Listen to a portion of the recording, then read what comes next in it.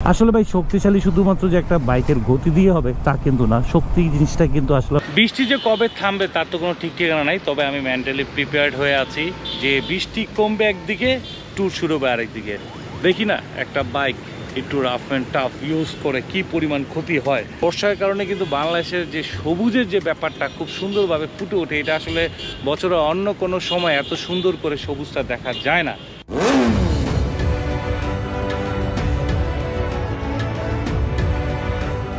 আমার এই Yamaha R15M বাইকটা দিয়ে আমার ইদানিং যে ট্যুর দিতে মন চাইছে, এর পিছনে সবচেয়ে বড় কারণ আমি এই বাইকটা ইউজ করছি। আমি জানি এই বাইকটা যদি কোনো প্রবলেম হয় খুব সহজেই সমাধান করতে পারবো, কারণ বাংলাদেশে সবচাইতে বেশি দেখা যায় স্পোর্টস বাইকগুলোর মধ্যে এই ইয়ামাহা R15। তো R15M এটা একদমই লেটেস্ট এডিশন, যেটার সব কিছুই অনেক সুন্দর, অনেক জোস, কিন্তু মেজর যে জিনিসপত্রগুলো আছে সব কিছুই পুরাতন যে মডেলগুলো আছে সেগুলোর সাথে অনেকখানি মিলে যায়, যার কারণে স্পেয়ার পার্টসের অ্যাভেলেবিলিটি নিয়ে আমার বিন্দু পরিমাণ কোনো টেনশন করতে হয় না। একটা বাইক রাইড করব, ট্যুর করব, ট্রাভেল করব, সেটা যদি স্পেয়ার পার্টস প্রপারলি না পাওয়া যায় তাহলে কিন্তু বিপদ। অনেক বাইক চাইলে কিন্তু অনেক বাইকার হতাশার মধ্যে থাকে। ক্ষেত্রে দেখা গেছে একটা ট্যুর দেওয়ার খবর থাকে না। এর পিছনে সবচেয়ে বড় যে কারণ সেটা হচ্ছে যে স্পেয়ার পার্টস।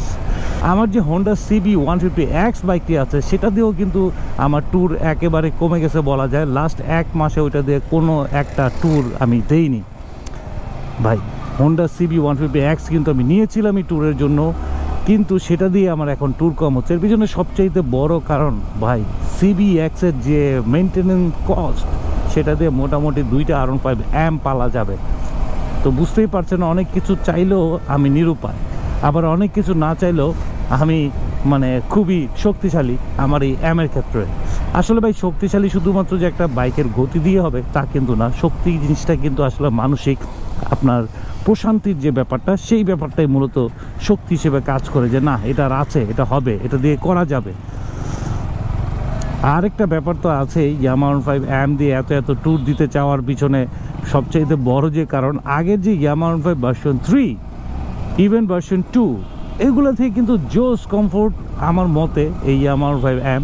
আগে ওই বাইকগুলো রাইড করলে একটু কষ্ট হতো, কিন্তু সেই তুলনায় এটা দিয়ে আমার রাইড করাটা একটু ইজি মনে হচ্ছে, একটু সহজ মনে হচ্ছে, একটু কষ্ট কম মনে হচ্ছে। আগে দেখা গেছে যে R15 ভার্সন 3 নিয়ে আমি কক্সবাজার গিয়েছি, আসার সময় আমার খুব কষ্ট হয়ে যেত একটানা এত রাস্তা রাইড করতে। কিন্তু আল্লাহর রহমতে এবার যে আসলাম কক্সবাজার, বান্দরবন, ঢাকা, এক কথায় জোস। ব্লগ তো আসবেই, আপনারা দেখবেন, দেখলে বুঝতে পারবেন, কারণ ওই ট্যুরে অনেক মজা হয়েছে। আশা করি খুব শীঘ্রই আপনারা আমার এই কক্সবাজার ট্যুরের ব্লগটি পেয়ে যাবেন।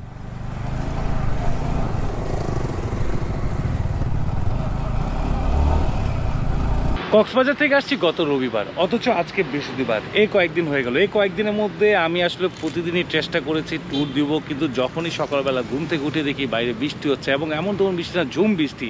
তো সেইখানে আসলে বাইক নিয়ে ট্যুর দেওয়া তো দূরের কথা, বাসার সামনে একটু জায়গা যেতেই যেন একটা কষ্টের একটা ব্যাপার হয়ে গেছে। এবং কিসের বাইকিং, বৃষ্টির দিনে মন চায় ফুটবল খেলে, কিন্তু ফুটবল খেলা হয় না ইনজুরির ভয়ে, যদি কোনো কারণে ইনজুরি হয়ে যায়। কারণ অনেক দিন ধরে যেহেতু খেলি না, সেই জায়গাটায় খেলাধুলা করাটা কিছুটা হলো রিস্ক। বৃষ্টি যে কবে থামবে তার তো কোনো ঠিক ঠিকানা নাই। তবে আমি মেন্টালি প্রিপেয়ার্ড হয়ে আছি যে বৃষ্টি কমবে একদিকে, ট্যুর শুরু হবে আরেকদিকে। তো 3টা বিভাগ আমার মোটামুটি টার্গেটে আছে। একটা হচ্ছে রাজশাহী, একটা হচ্ছে রংপুর, আর একটা হচ্ছে সিলেট। দেখি কোন দিকে যাওয়া যায়। অবশ্যই আমি ফেসবুকে পোস্ট করব যেন আপনারা জানতে পারেন এবং বুঝতে পারেন। আর বৃষ্টি বাদলের দিনে বাইক ট্যুর করাটা বাইকের জন্য কিছুটা হলেও ক্ষতি, তারপরেও আমি একটু আসলে এক্সপেরিমেন্ট করতে চাই। এই যে ইয়ামাহা R15M নিলাম, দেখি না একটা বাইক একটু রাফ অ্যান্ড টাফ ইউজ করে কি পরিমাণ ক্ষতি হয়।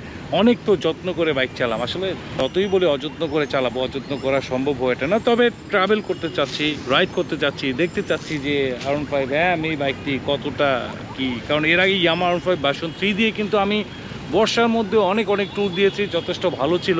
তো এখন আশা করছি এটাও ভালো দিবে। এখন কতটুকু কি ভালো দেয় সেটা আসলে বর্ষায় ট্যুর করার পরই বোঝা যাবে।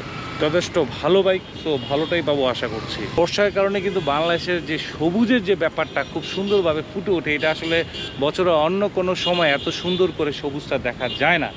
তো দেখি কি হয়। আসলে ভরসা তো রাখতেই হবে, আশা তো রাখতে হবে, ট্যুর তো বন্ধ করা যাবে না। আমার হোন্ডা CB 150X বাইকটি দিয়ে কিন্তু ট্যুর করে আরও বেশি মজা। কিন্তু কথা হচ্ছে যেটা, ওইটার বৃষ্টির দিনে রাইড করলে এত প্রবলেম হয়, মানে খুব সহজেই গ্রিস শুকিয়ে যায়, আরও নানা ধরনের প্রবলেম আছে, যার কারণে ওই বাইকটা দিয়ে এখন ট্যুর করা থেকে আমার এই বাইকটা দিয়ে ট্যুর করাটা অনেক স্বাচ্ছন্দ্য বোধ মনে হয়। মাঝে মধ্যে তো চিন্তায় পড়ে যে আসলে CB 150X যদি কম চালানো হয় তাহলে সেটা রেখেই বা কতটুকু কী লাভ। কারণ একটা সময় ছিল যে ইয়ামাহা R15M বিক্রি করে আমি হোন্ডা CB 150X কিনেছি, কিন্তু এখন আমি আল্লাহর রহমতে CBX-ও রেখেছি, M-ও রেখেছি। আমার দুইটা পছন্দের বাইক, দুইটাই থাকুক, কিন্তু কথা হচ্ছে যেটা, একটা বাইক যদি একেবারেই ইউজ করা না হয় সেক্ষেত্রে তো সমস্যা। তো এমটা নিয়েও ট্যুর হবে, হোন্ডা CB 150X নিয়েও ট্যুর হবে। আপনারা যে যে বাইকের পছন্দ করেন, হোন্ডা লাভার যারা আছেন তারা হোন্ডা CB 150X-এর ট্যুর দেখে নিজেদেরকে সান্ত্বনা দিতে পারবেন, আর যারা ইয়ামাহা লাভার আছেন তারা ইয়ামাহার M ট্যুর দেখে আপনারা নিজেদেরকে খুশি রাখতে পারবেন। আর সুজুকি যারা লাভার আছেন, সুজুকির তো ঐতিহাসিক বাইকটা আমার ZN 125 তো আছেই। হোন্ডা, ইয়ামাহা, সুজুকি তিনটা ব্র্যান্ডের তিনটা ভালো বাইক আল্লাহর রহমতে আমার কাছে আছে। দেখা যাক কি হয়। এখন আবার রাইড স্টার্ট করি, রাইড করতে করতে কথা হবে। দেখি যেতে পারি কিনা, না পারলাম না, পড়ে গেলাম। একটা সময় ছিল যখন একটা মোবাইল ফোন দিয়ে আমরা একটা ব্লগ কমপ্লিট করে ফেলেছি, কিন্তু যত দিন যাচ্ছে আমাদের ব্লগিং করার রুচি কিন্তু পরিবর্তন হচ্ছে। দেখা গেছে যে একটা সময় আমরা অ্যাকশন ক্যামেরা কিনি, দেন অ্যাকশন ক্যামেরা ফুটেজ, এরপর আস্তে আস্তে DSLR, আরও কত ধরনের যে গ্যাজেট ইউজ করি চিন্তার বাইরে। সব কিছু মিলিয়ে কিন্তু আমাদের সময়ে সময়ে আমাদের পরিবর্তন হতে হয়েছে। এখন ঠিক তেমনই একটা পরিবর্তনের চেষ্টা আমি করছি, যদিও আপনারা যারা আমার রেগুলার ব্লগ দেখে থাকেন তারা হয়তো বা কম বেশি বুঝেন, কিন্তু যারা এখনও বুঝেননি ইনশাল্লাহ আগামী থেকে বুঝতে শুরু করবেন। আসলে হঠাৎ করেই তো একটা জিনিস পরিবর্তন করা যায় না, হঠাৎ করে তো একটা পুরো মেকিং চেঞ্জ করা যায় না, একটু একটু করে হয়। তা আমি চেষ্টা করছি আপনাদেরকে সবসময় একটু ভালো মানের ব্লগ উপহার দেওয়ার, এবং সেই কারণে আপনাদের অনেক অনেক ভালোবাসা, অনেক শুভেচ্ছা, অভিনন্দন সব কিছু পেয়েছি, এবং সেই ধারাবাহিকতায় আমাকে আপনাদেরকে খুশি রাখার জন্য আমাকে অনেক কিছুই চেঞ্জ করতে হচ্ছে। আজকের যে ব্লগটা, এটা কিন্তু আসলে একটা ফ্ল্যাট ব্লগ। এই টাইপের ব্লগই কিন্তু এতদিন আপনারা দেখেছেন, হয়তো বা একটা সময় অনেক বেশি ভালো লাগতো, কিন্তু এখন অনেকেই এই টাইপের ব্লগ করছে, যার কারণে একঘেয়েমে চলে আসে। তো একঘেয়েমে চলে আসতেই পারে। আমি নিজেও যখন মোটো ব্লগ দেখে আমার কাছেও কেমনটা জানি বোরিং লাগে, আরে কী রকম একই রকম দেখা যাচ্ছে, কোনটা যে চকলেট বাইকার কোনটা যে কে বুঝেই যাচ্ছে না। তো এখন আসলে সময় আসছে একটু পরিবর্তন করার, আমি সেই চেষ্টাটাই করছি, একটু ব্লগিংয়ের মেকিংয়ের জায়গাটা একটু চেঞ্জ করার, যার কারণে আমাকে একটু সময় নিতে হচ্ছে। এবং মাঝখানে তো আমার চ্যানেলটা হ্যাক হয়ে গেছিলো, এই কারণে আমি অনেকটা হতাশ ছিলাম। যাই হোক, সব কিছু মিলে এখন আবার করে নতুন করে গুছিয়ে ওঠার চেষ্টা করছি, প্রতিনিয়ত শেখার চেষ্টা করছি, শিখছি এবং কিছু কিছু করে অ্যাপ্লাই করার চেষ্টা করছি।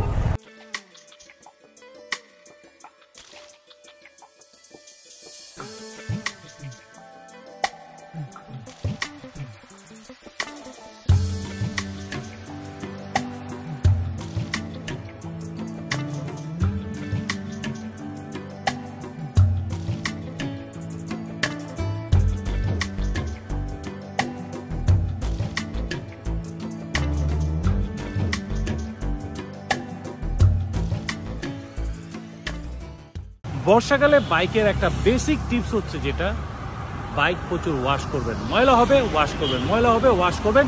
আর যখন সার্ভিসিং করবেন অবশ্যই চেক করবেন যে জায়গাগুলোতে গ্রিস করা থাকে সেই জায়গার গ্রিস কোনো কারণে শুকিয়ে গেছে কিংবা ধুয়ে গেছে কিনা। তাহলে আশা করি বর্ষাকালে আপনার বাইক আহামরি তেমন কোনো ক্ষতি হবে না। মূলত বর্ষাকালে বাইকের ক্ষতি হয় বাইকাররা প্রপারলি ওয়াশ করে না। চিন্তা করে বাইক ওয়াশ করব, আবার তো সেই প্যাক কাদা ভরবেই।